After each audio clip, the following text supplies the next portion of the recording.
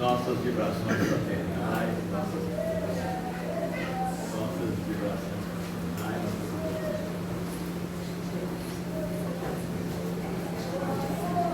de paz e de alegria. A nossa alegria de estarmos aqui mais uma vez, né, nessa proposta de conversarmos em torno disso e sempre falando dessa forma, dentro daquilo que a doutrina nos propõe, né? Que a doutrina nos elucida, porque uma das grandes conscientizações que a doutrina nos convida é exatamente a do esclarecimento. E através do esclarecimento, através da conscientização da nossa proposta, da nossa caminhada nessa atual reencarnação, não tenhamos dúvida, nós seremos consolados. Seremos altamente consolados, exatamente por entendermos de onde viemos, para onde vamos e qual que é o nosso papel aqui. Qual que é o nosso papel? Nosso irmão que nos antecedeu falava da importância do Evangelho, da importância da nossa maneira de viver. É assim que nós pensamos na nossa troca de ideias, nesse tema, né, exatamente da melhor maneira de bem proceder. E a gente lembrava de um caso muito interessante, que gostamos muito dele, que sempre perguntava ao seu Chico Xavier quais que eram as novidades, principalmente quando ele mudou para o Uberaba. Chico, quais são as novidades? Mas é que ele queria saber quais são as fofocas, como é que está a situação do Espírito Santo aqui em Uberaba. Chico, quais são as novidades? Ele falava o Evangelho de Jesus. E repetidas vezes ele dizia, a novidade é o Evangelho de Jesus. E nós podemos tranquilamente estarmos pensando dessa forma, porque até na atualidade, né, há mais de 2000 anos que a mensagem ficou, ainda continua sendo novidade. Nós ainda não a entendemos na praticidade, na vivência, na modificação do nosso proceder. Não é que queiramos que sejamos santos, ninguém vai virar santo. Nós somos um mundo de prova e de expiação. Estamos nessa caminhada, nesse ápice da transição para o mundo de regeneração. Daí as situações, daí essas situações gerais que todos nós estamos vivendo, que todas as famílias estão vivendo. A importância, então, dessa proposta de Jesus é exatamente através da mensagem do Evangelho, para que a gente crie uma nova maneira de proceder, né? E é dessa forma, buscando, né, também relembrar o companheiro, é importante mesmo, que o Evangelho nos incomode. A função dele é nos incomodar, né? Mas nos incomodar como? Nos incomodar para mexer na nossa estrutura interna, porque o problema maior não é com o outro, o problema maior não é com a nossa esposa, com o nosso marido, com o nosso filho, com o nosso enteado, não importa, o problema maior é conosco, porque à medida que nós traçamos a nossa trajetória, a nossa caminhada efetiva dentro de um bem proceder, que é a proposta da nossa troca de ideias, não tenhamos dúvida, ficamos de fato mais enquadrados nessa busca, nesse encontro, né? E baseado nisso, né, lembrando do Evangelho, é que nós buscamos, para ser o nosso roteiro da troca de ideias, uma carta do apóstolo Paulo aos Romanos, lá na antiguidade. Essa carta, ela tem mais ou menos, nada mais do que 1968 anos que ela foi escrita. Tem mais de quase 2000 anos que ela foi escrita, e de fato, o roteiro que ele pede, que ele orienta, que ele nos interessa, de fato, pode ser aplicado a cada instante, a cada momento, na nossa trajetória, no nosso dia a dia. No nosso dia a dia. Então, nós precisamos efetivamente de internalizar. É importante que nós falemos um pouquinho do apóstolo Paulo para entendermos, de fato, a sua proposição. Verificando que Paulo, o apóstolo, né, aquele lá do caminho de Damasco, aquele que foi perseguir os cristãos, vai, de fato, ter aquele encontro frente a frente com Jesus, né? E naquele momento lá no caminho de Damasco, ele faz a sua transformação, ele faz o seu reencontro, a ponto de dizer: que queres que eu faça? Que queres que eu faça? E não fosse Paulo, é importante a gente lembrar disso, não fosse Paulo, o nosso evangelho, o cristianismo, isso que nós sabemos do evangelho de Jesus, não teria essa divulgação. Nós estaríamos presos ao cristianismo bem primitivo, ligado ao judaísmo, porque de fato lá é que começa a história cristã, a vivência de Jesus. Afinal de contas, ele era um judeu, né? E o judeu tem, de fato, dogmatismo, tem determinadas situações que vão vivenciar e vão fazer que a gente saia para a proposta de uma série de ritualizações, que não é o caso. E Paulo, então, ele ficava restrito ao povo escolhido. E não era essa a proposta de Jesus, e não é essa a proposta do Evangelho, né? É que nós tenhamos e propaguemos, até pela atitude, a mensagem de Jesus na nossa caminhada. Então, essa foi a grande proposta de Paulo. Ele, então, vai divulgar para todas as pessoas, né?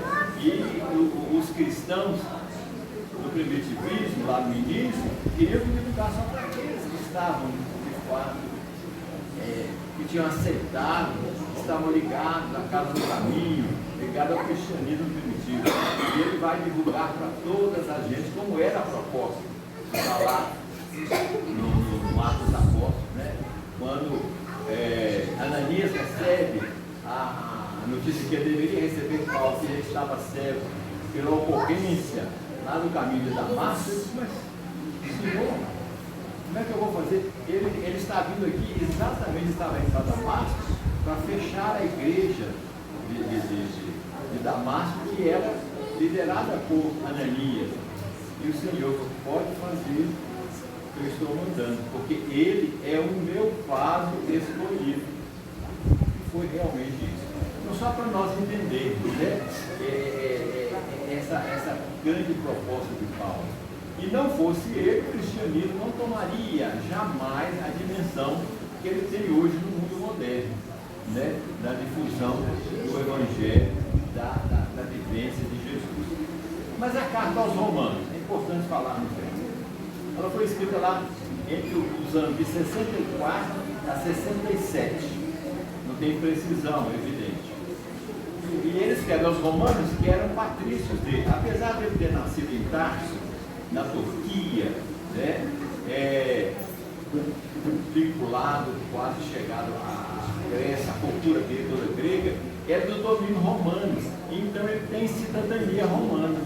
Ele também, além dele ser lá instruído, né,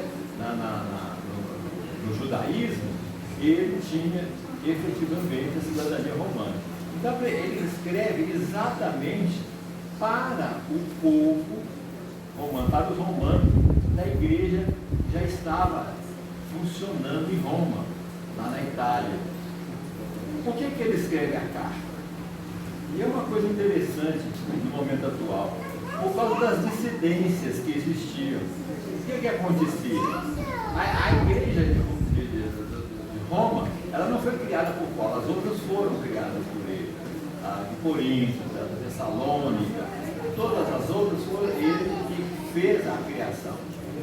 Mas a de Roma foi criada pelos cristãos que saíram de Jerusalém e foram para Roma após o fenômeno do Pentecostes, que nós sabemos também que é um grande fenômeno o maior fenômeno mediúnico de todas as épocas, né, que foi o Pentecostes, quando todos os apóstolos pregando para a multidão receberam o dom do Espírito Santo, né, como diz a história no ato do Evangelho, no ato dos apóstolos, e falam nas línguas de todas as pessoas, de toda a comunidade, do monte de dialetos, todo mundo entendeu a mensagem, né? É um grande fenômeno. E propagando a mensagem de Jesus, propagando a mensagem de Jesus, já pelos idos dos anos 60 da nossa era cristã, né? E quando esses cristãos chegam em Roma, começa a ter uma dissidência. Então a proposta de Paulo, né? Paulo, ao escrever aos Romanos, é uma anotação interessante. Também estava profundamente atento ao fato de que a igreja cristã deveria ser uma comunidade entre judeus e gentios, porque já tinha a questão do privilégio.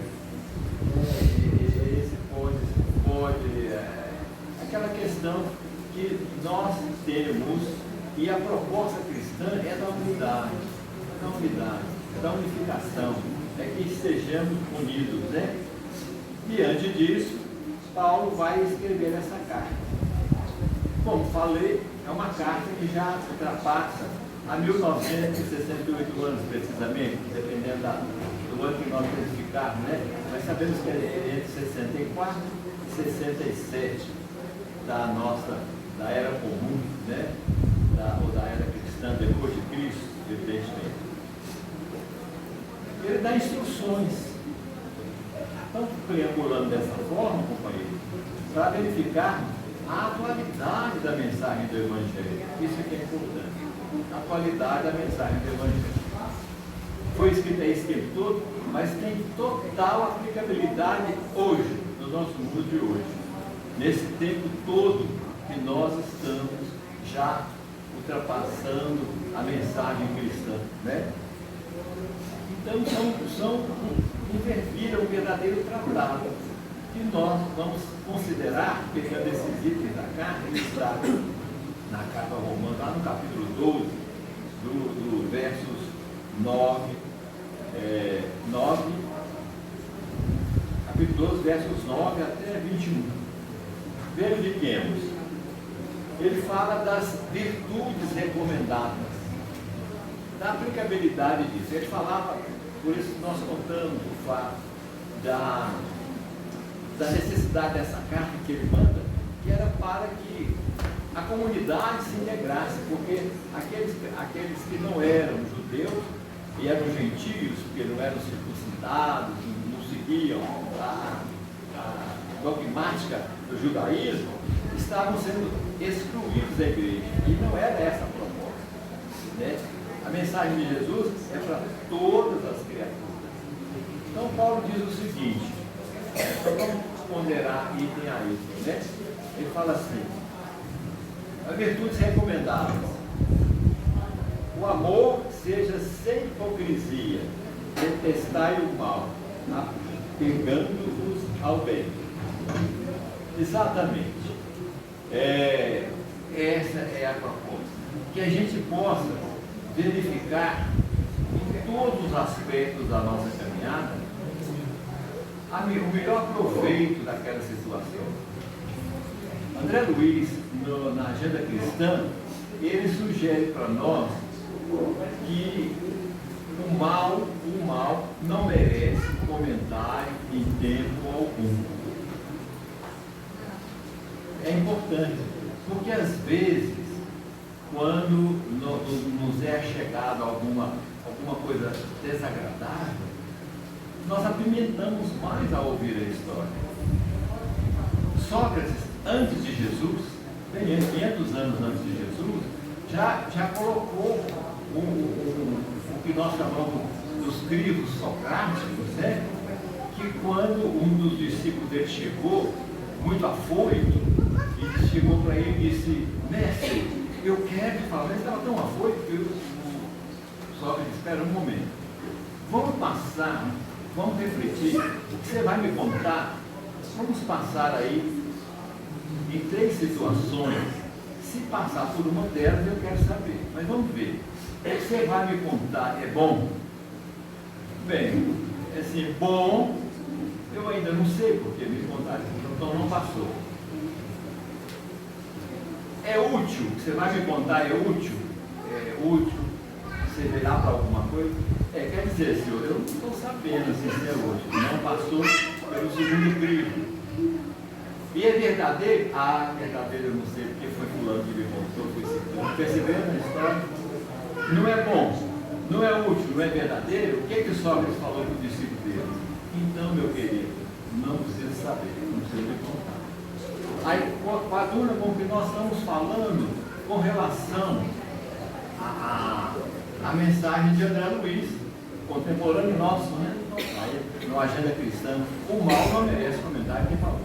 Se o mal nos achegou, que ele pare na gente, não propaguemos ele, mas às vezes, inadvertidamente, nós o propagamos, nós damos mais ênfase. Você não está sabendo, você não está sabendo dessa parte, mas tem essa outra parte que você não sabe. Então ele vai tomando uma dimensão, né? Como diz Cornélio Pires nas suas trovinhas, né? E o mal é igual pipoca, né? Quanto mais você põe na panela, ele vai enchendo a panela, que vai explodindo, vai estourando. Precisamos estar atentos nisso. Então o mal, apegando-nos ao bem. Verifiquemos se naquela situação há algo de bom, de construtivo, de necessário. É uma norma do bem para você. E isso depende, não é do outro, depende da nossa atitude, depende de cada um de nós, na nossa caminhada, né? Outra coisa, amai-vos cordialmente uns aos outros com amor fraternal, preferindo-vos em honra uns aos outros. E sejamos realmente irmãos. E o ensinamento máximo de Jesus é esse: amai-vos uns aos outros tanto quanto vos amei, né? Não quer dizer que nós tenhamos que ficar aos beijos e abraços, mas que pelo menos haja respeito.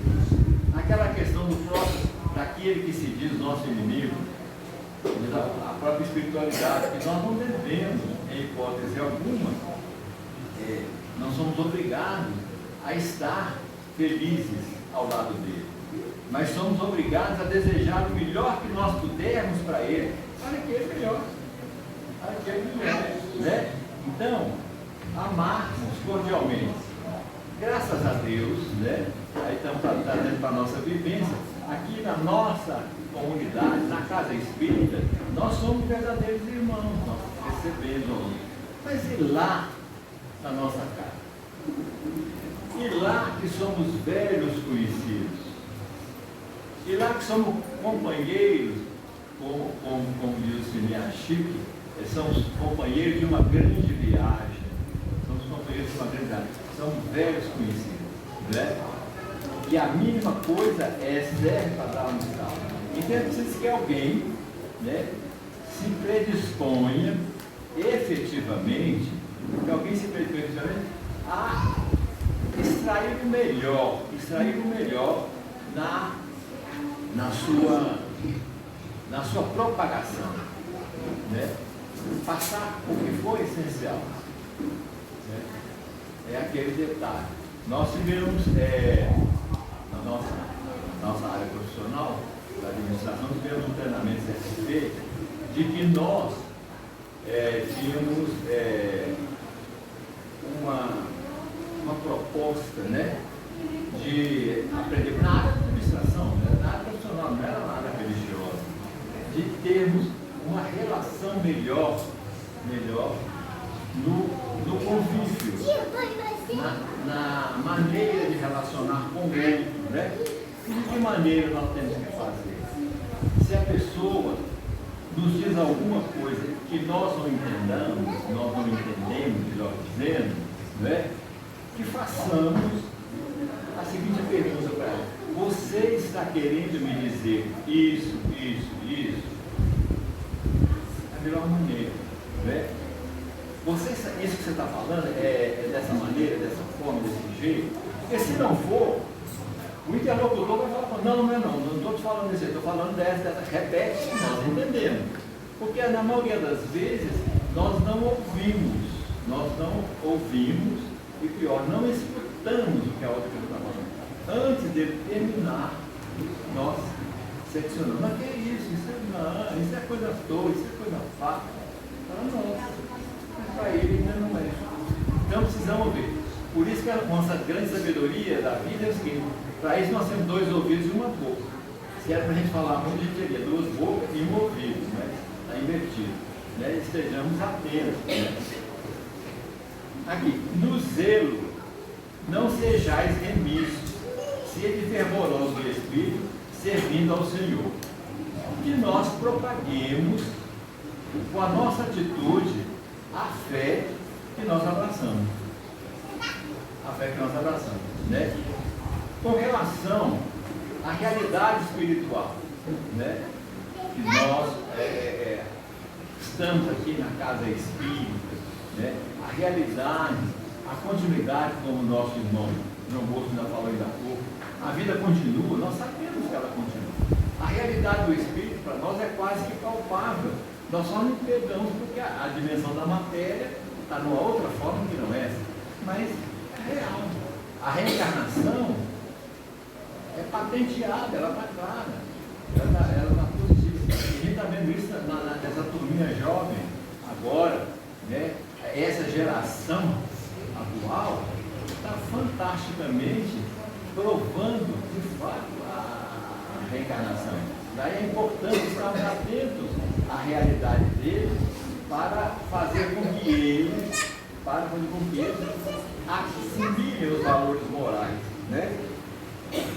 Outra coisa, então não sejais remissos, servindo ao Senhor, que aquilo que a gente acredita, a gente propaga, não com a preocupação de converter o outro, mas de alguma maneira, mostrarmos aquilo que nós confiamos, aquilo que nós aceitamos, né? Regozijai-vos na esperança, sede pacientes na tribulação, na oração, sede pacientes na tribulação e na oração perseverantes. O estudo do Evangelho, pelo menos da parte que nós ouvimos, foi exatamente a exemplificação da oração. Quando nada pudermos fazer, oremos. E a oração é exatamente aquela que não precisamos de ritualizá-la, mas às vezes parar um pouquinho. Nós gostamos sempre de ter uma companheira da nossa casa, lá na casa que nós participamos, e ela teve, realmente hoje ela é desencarnada, está no outro andar. Ela comentava sempre com a gente, né? Muito fiel, muito boa, trabalhadora. Ela então contava que quando as coisas apertavam muito na casa dela, a oração dela era assim. Ela fazia literalmente isso. Ela levantava a mão e falava assim: ah, Senhor, doutor Bezerra, segura minha mão aqui, porque eu estou querendo cair, eu vou cair, está muito difícil. E se eu cair, eu não sei se eu dou conta de levantar. Então segura, porque a maneira dela orar. E ela fazendo isso com ela, tinha certeza. Nós sabemos que a oração, né? O próprio Senhor, nós assim, lá em Mateus 18:20, se não me falha a memória, quando houver 2 ou mais criaturas reunidas em meu nome, eu estarei presente. E nós, no movimento espírita, estamos difundindo agora o seguinte: então eu não posso, porque só eu que estou. Mas você está com o seu guia espiritual. Não busca isso agora, mesmo quando nós vamos reencarnar, nós temos um abandono da nossa encarnação. Então está eu e ele, porque ele não nos abandonou. O nosso olho guardião, os espíritos da convivência daquele local que nós estamos. Então haverá sempre, mas nós podemos orar sempre sem medo. Então, sejamos pacientes na tribulação. Pacientes na tribulação. Quem não tem tribulação? nós estamos efetivamente num mundo de provas e de expiação. Expiações mesmo, né? Cada um passa pela sua aprendizagem, pelo seu momento. E como é que isso ocorre? Vamos perder a paciência? Vamos esperar? Não, isso definitivamente não. Né? Que a gente carregue a confiança de que aquele momento vai passar. E o que é mais importante, companheiros, em todas as situações, que a gente se aperceba de qual o melhor aprendizado nós tiramos daquele fato, daquele momento. O que será que está acontecendo? Onde é que eu falhei? Né? Tem um caso de Chico Xavier, teve um caso de Chico Xavier que ele diz o seguinte, ele chegava depois das reuniões, cansado, muito dificuldade, ouvia muito problema, e desanimado, e sentava cansadíssimo, exausto, sentava na sua cama e ficava isolado. Aí Emmanuel, ele tinha o Emmanuel, né, que orientava ele ostensivamente, chegou e disse, o Chico faz assim, faz um cartazinho, coloca assim na sua cama, tudo passa. Então ele colava. E quando você chegar, cansado, desanimado, lê esse cartazinho, tudo passa. E é sereno. Seja de fato, né? Seja de fato paciente na tribulação. Carrega certeza, tudo passa. Né? E assim ele fez e continuou, e essa perseverança na tribulação é muito importante. Ele continuou confiante. Bom, um determinado dia, graças a Deus, tudo correu bem, maravilhoso. Ele chegou alegre, feliz, satisfeito, muito alegre. Né? Aí o Emmanuel apareceu para ele e falou assim, faz favor de levar aqui, tudo passa. Até a alegria também passa. Né? Então, nós não podemos perder efetivamente a esperança nesse sentido. Né? Compartilhai as necessidades dos santos e praticai a hospitalidade. Essa hospitalidade tem uma amplidão, uma amplitude, melhor dizendo, muito maior. Né? Não é só hospedar a criatura materialmente na nossa casa, mas hospedar aquilo que ele está trazendo, a demanda que ele está trazendo, de alguma maneira auxiliar. Certa feita, quando estava instalando o CVV, né, o Centro de Valorização da Vida, hoje nós temos um agora, SOS Prece, na Igreja Evangélica tem também o momento lá de oração, esse telefone que a criatura liga e faz uma oração com ele, ouve, né? E a Dalgisa, que foi a companheira que veio de São Paulo para implantar o CVV aqui em Belo Horizonte, precisamente, teve conosco no nosso grupo, nós perguntamos a ela, estávamos ainda bem jovens, aí perguntamos a ela, me conta, como é que vocês fazem? Porque a proposta é a questão do suicídio, né? A pessoa está desesperada e ligava, desesperada, então, como é que vocês fazem? Como é que você consegue demover? Era a curiosidade da nossa pessoa, estou dando um exemplo inicial. Como é que vocês conseguiam fazer com que a pessoa se demova do auto-extermínio? Vocês têm alguma coisa? Eu queria saber se tinha alguma indicação, tinha alguma coisa? Até uma oração diferenciada. Ela falou, não, nós não fazemos nada. Digo, nada? Nós não fazemos nada. Nós apenas oferecemos o ombro para ele chorar. Verificado? Né? É apenas oferecendo, só escutar. E ele mesmo falando, escutando, e gerando a esperança, gerando aquilo que nós falamos antes aqui. Lembrando, confia, passa. Né? Tem uma oração de Meimei, dos espíritos do nosso movimento, que traz mensagens belíssimas.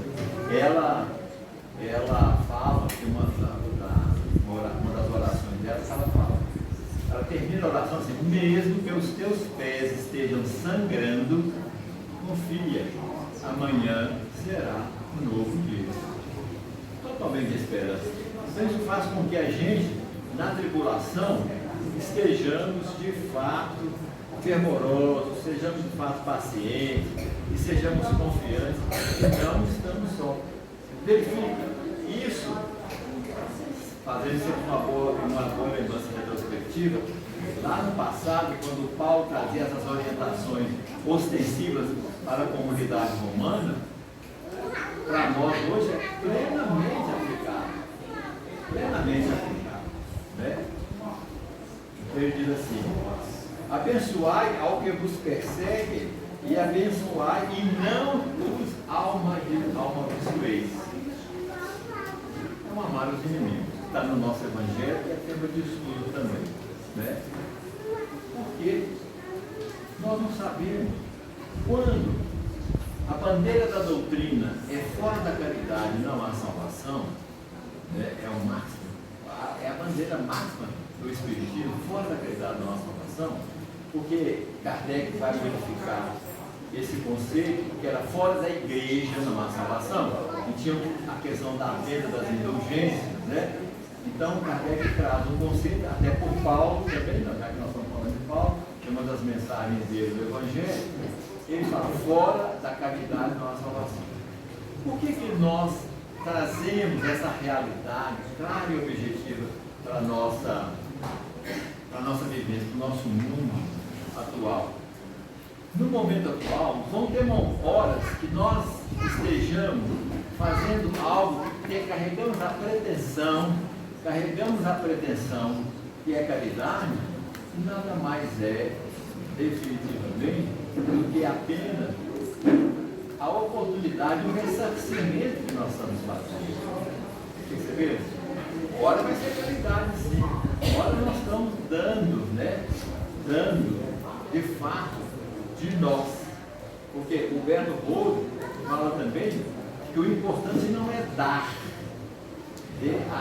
Dar. O importante é dar-se. Aí você coloca o pronome oblíquo, é dar-se. É você ir junto com a doação. Aí sim, aí é caridade. Então, quando a doutrina fala que fora dela não há salvação, fora dela, efetivamente, nós não sabemos se estamos fazendo caridade ou se estamos ressarcindo. Se estamos. O importante é fazer o bem, haverá crédito em favor de todos nós. Né? Daí, abençoai os que vos perseguem. Abençoai e não amaldiçoeis. Né? E não amaldiçoeis. Por que amaldiçoar? Porque realmente, se nós avaliarmos a questão daquele que se diz nosso amigo, às vezes ele é muito mais nosso amigo, porque o nosso amigo, às vezes com medo de nos ferir, ele não aponta aquele fator que nós estamos falhando, ele nos protege. E o inimigo ele chega e fala mesmo, não, você está fazendo, pensando que é bonzinho, mas você não é bonzinho não, você tem que realmente ativar nesse sentido, né? Então, por que nós vamos amaldiçoar?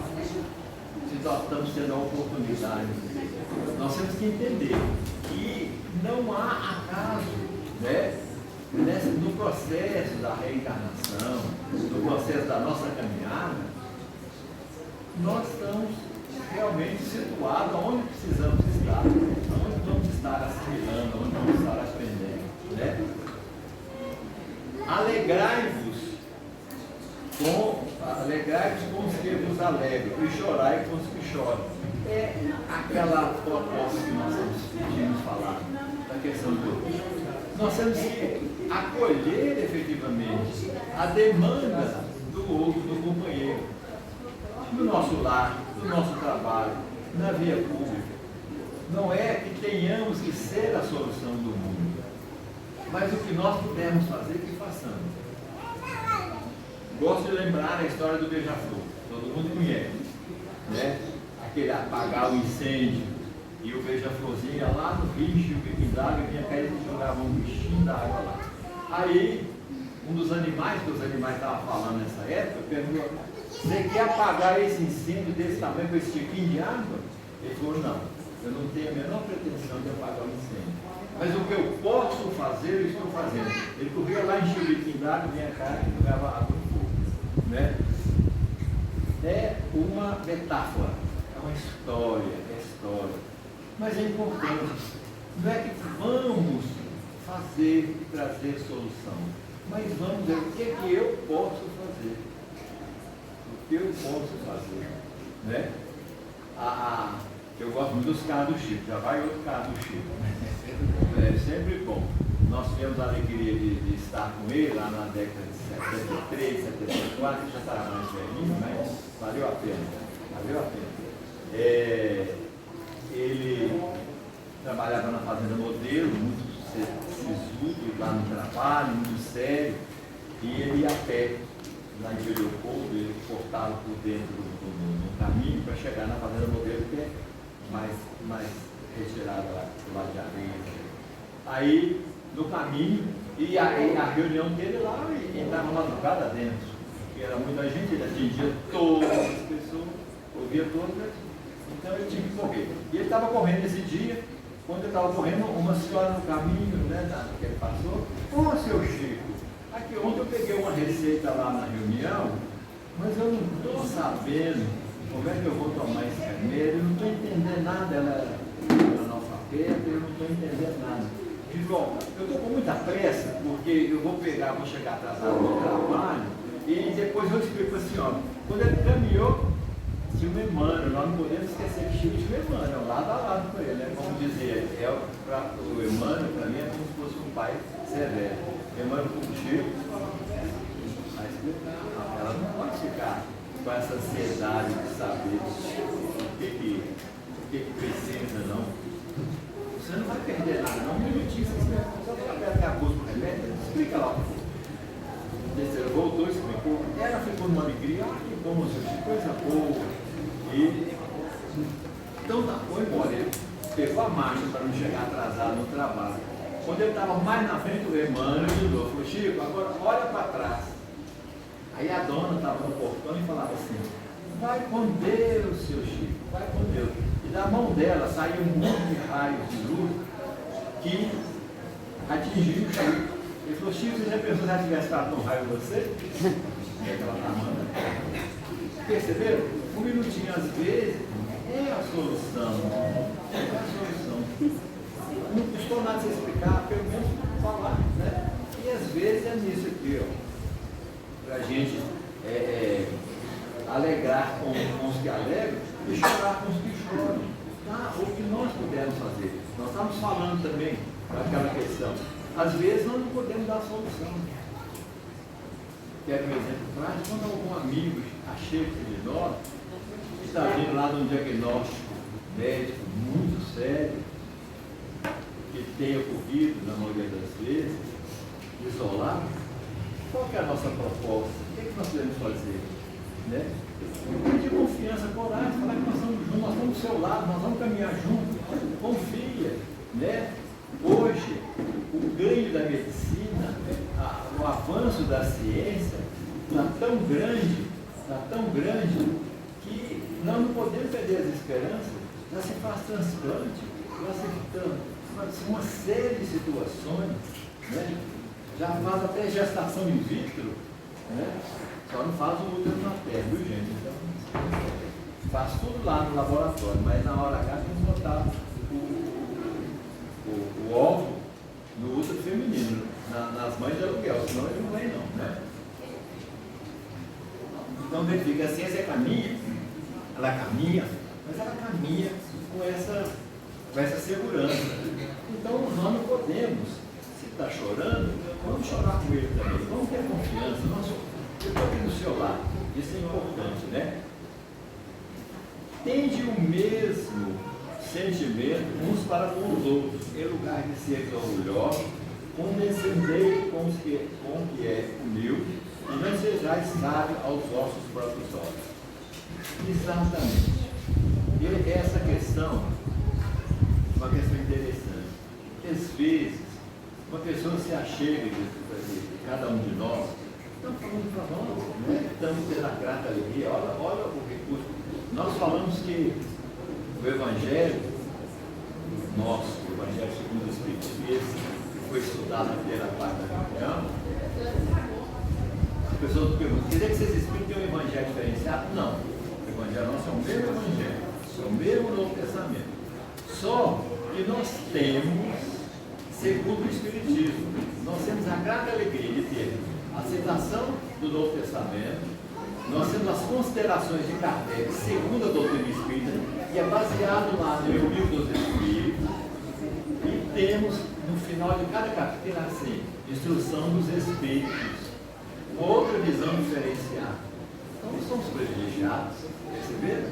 Somos verdadeiramente privilegiados.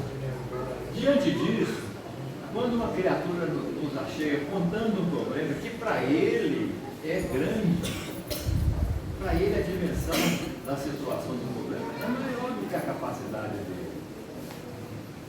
E às vezes, no afã de cooperar, o que nós fazemos? Nós falamos, nada, é isso. Eu passei por mal, o meu foi pior. Aí você começa a medir o seu sofrimento e do outro. Você deu conta do seu, que era forte, mas o outro não é forte, perceberam? Então que a gente, de fato, fique atento a essa posição. Seja aquele ombro, só para a pessoa chorar, às vezes tem só que dar um ombro, não podemos fazer nada, não podemos fazer nada, mas podemos oferecer o ombro. Confia, né? Verifique que são normas de um tratado de bem proceder que facilita a nossa caminhada no dia a dia. Não quer dizer que sejamos, volto a repetir, que sejamos santos, não quer dizer que nós estejamos efetivamente sendo os melhores, mas o que nós pudermos fazer, façamos. Nós pudermos fazer, façamos, né?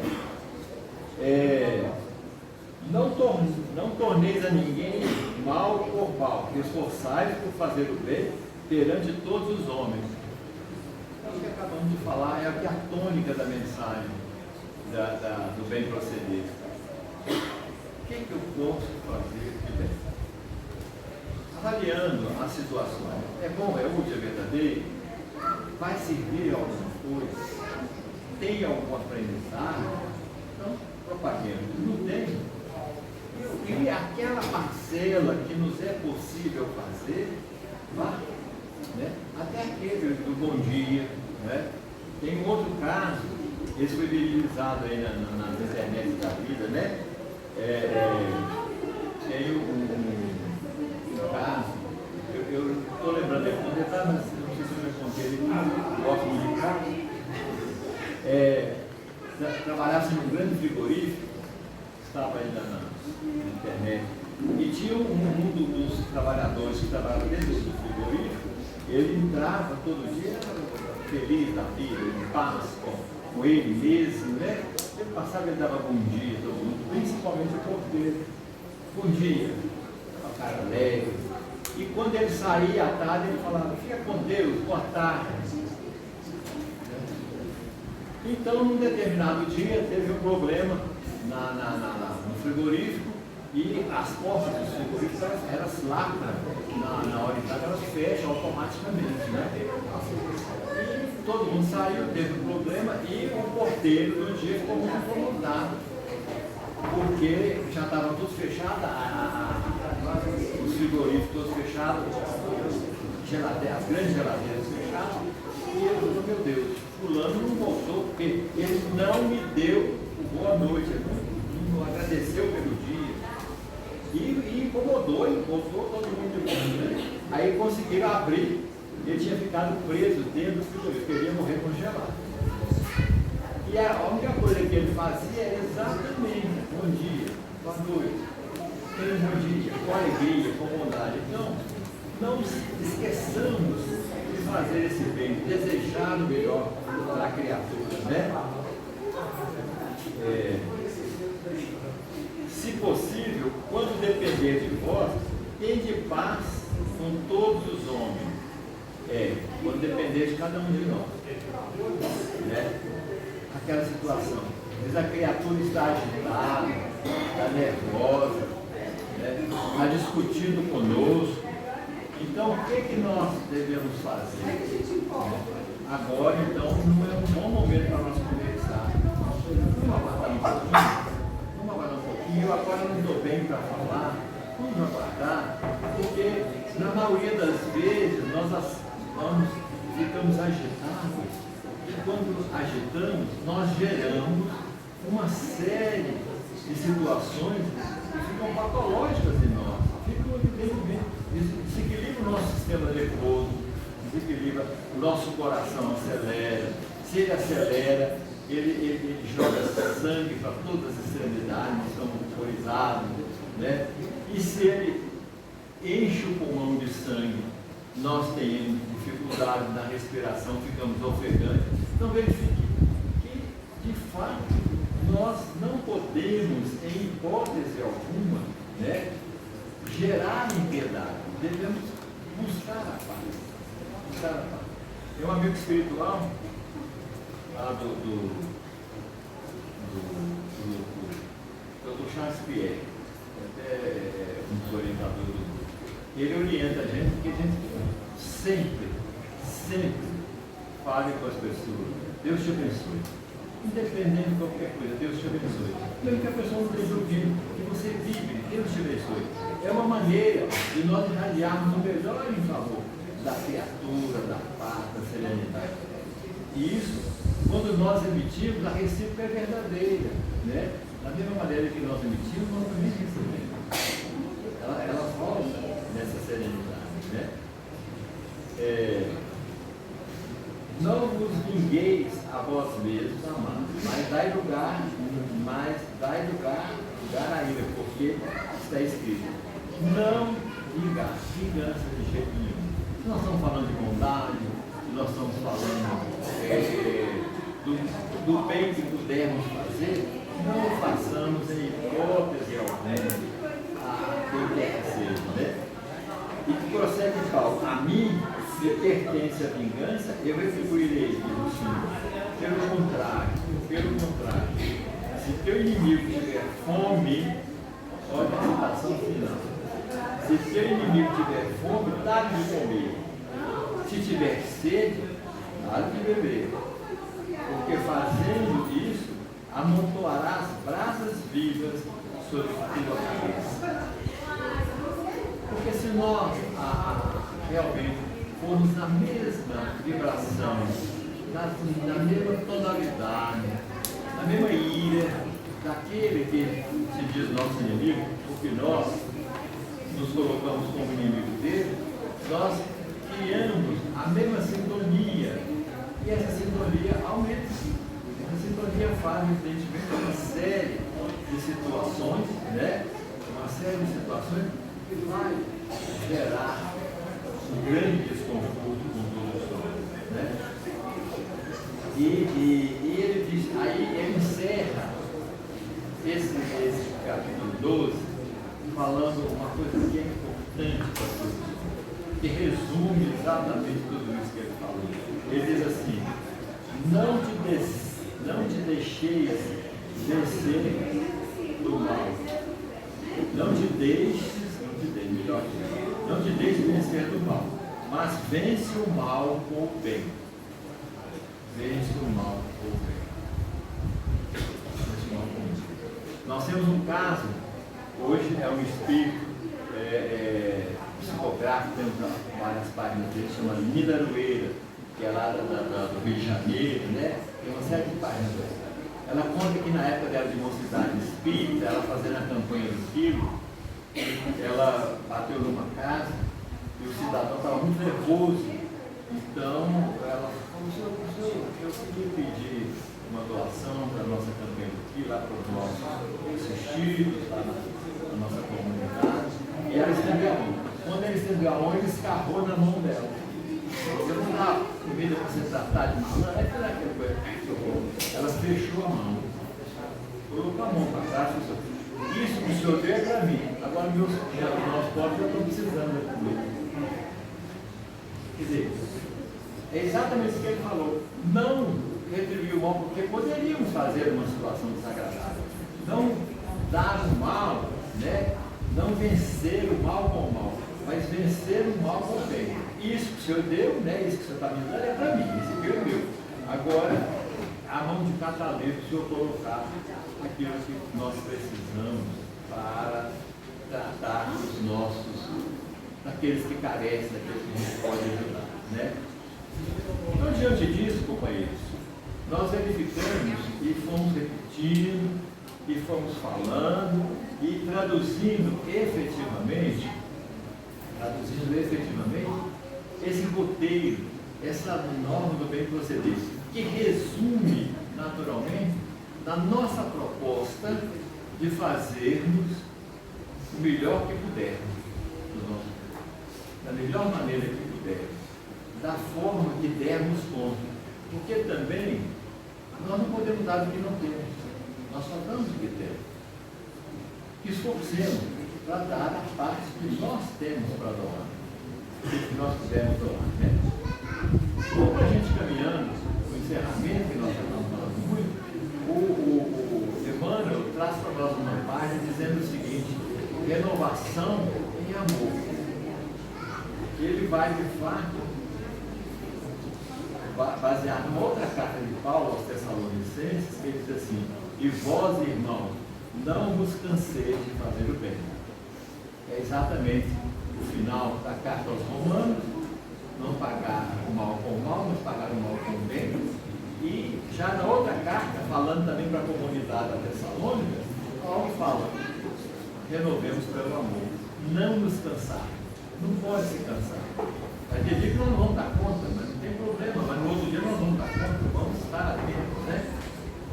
E o texto dele é assim: quando as crises te visitem ante os problemas humanos, é justo medidas dos princípios de causa e efeito, tanto quanto é natural, reflita no impositivo de burilamento espiritual com que somos defrontados. Entretanto, eis igualmente na lei de renovação, capaz de trazer-nos prodígios de paz e vitória sobre nós mesmos, se nos decidirmos a aceitar construtivamente as experiências que nos façam precisas. Então não percamos a esperança, reflitamos, já falamos isso na nossa fala anterior, né? Mesmo nas crises ou situações maiores que nos visitam, qual o melhor proveito que nós tiramos daquela situação? Qual o melhor ensinamento? O que aprendemos com isso? O que aprendemos com isso? Se atingiste a integração profunda com as bênçãos da vida, considera a tarefa que a divina providência te confiou. É importante. Cada um de nós tem uma tarefa. Nós não viemos para tirar férias na atual reencarnação. Voltando à nossa fala inicial, quando cada um de per si quer buscar resposta a essas perguntas, né? De onde viemos, para onde vamos e qual é o nosso papel, o que estamos fazendo aqui, é importante lembrar que cada um de nós tem uma tarefa específica. Cada um de nós tem efetivamente um compromisso. Quando dá uma aprovação ou expiação, né? Deus não nos envia problemas de que não estejamos necessitados. Emmanuel falou com precisão, né? Tem uma outra página do Américo que ele fala para nós que nós estamos no lugar certo. Estamos com a família certa, estamos com o chefe certo, estamos com o vizinho certo. Em resumo, estamos na sociedade que nós precisamos estar. Agora, se está nos incomodando, nós temos que reprogramar. E a reprogramação não é o outro que faz, é nós que temos que fazer, né? Por isso, quando ele desafia que nós estejamos, que Deus nos manda aquilo que nós precisamos para aprender, que sejamos fidedignos a isso, né? Aceitação e paciência, sem fuga ao trabalho, são quase sempre a metade do êxito em qualquer teste a que estejamos submetidos em nosso próprio projeto. se qualquer tempo é suscetível de ser ocasião para resgate e reajuste, todo dia é também oportunidade de recomeçar, reaprender, instruir e reerguer. Exatamente. Em qualquer situação que estejamos vivendo, haverá sempre um momento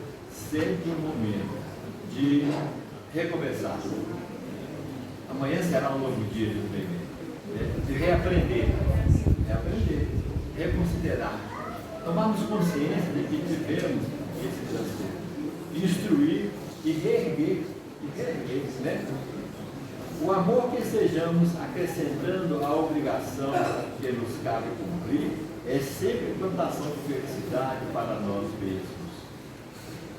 Então, essa frase fecha com chave de ouro a nossa carta de bem-procedimento. Vejam vocês, o amor, o que nós pudermos fazer de melhor, que estejamos acrescentando a obrigação que nos cabe cumprir, é sempre plantação de felicidade, não é para o outro, é para nós mesmos. A recíproca é verdadeira nesse sentido, né? E ele termina dizendo assim: onde estiveres, como estiveres, nas áreas da dificuldade, dá-te a serenidade e ao espírito de serviço, e entenderás com facilidade que o amor cobre realmente a multidão de nossas faltas, apressando em nosso favor a desejada conquista da paz e da libertação.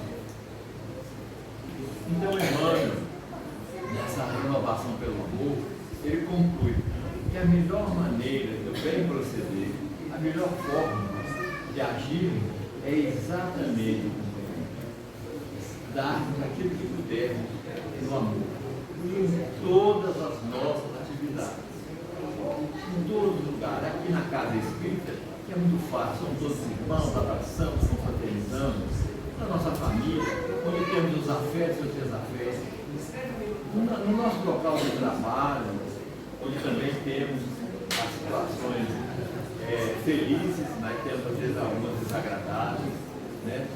Na comunidade, na nossa vizinhança, no nosso ciclo de relação. Então, o melhor é que a gente conquiste e distribua efetivamente essa paz em favor das criaturas, né? E paz é, de fato, uma ciência que cada um de nós tem que desenvolver de por si só. Tem que estar confiante. Quando a gente confia, nós vamos estar serenos nessa caminhada. Que Jesus nos abençoe, que Jesus nos ampare, nos ilumine, que haja muita paz, muita alegria em nossos corações, que sejamos confiantes, que não estamos só. De uma forma ou de outra, nós temos um amparo do plano maior em favor de todos nós. Que Deus nos abençoe.